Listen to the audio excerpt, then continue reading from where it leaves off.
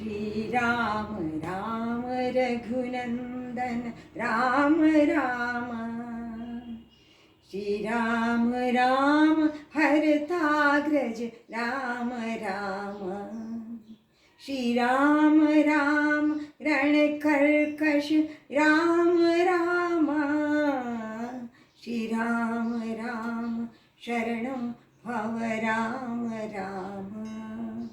वसंत तिलका छंदમાં રામ રક્ષાનો 28મો શ્લોક છે।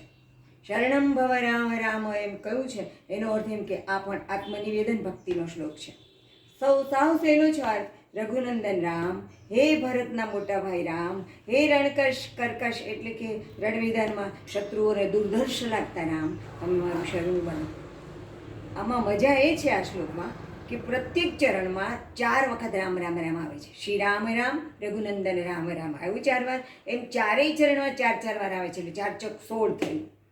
હવે જો આ શ્લોક આપણે 7 વાર ગાઈએ તો 16 × 7 બરાબર 112 વખત થાય। એનો અર્થ એમ કે 108 કરતાં પણ વધારે થાય। એટલે ટૂંકમાં આ શ્લોક જો 7 વાર બોલીએ તો 7 માળા કરવાનું તપ મળે આપણને।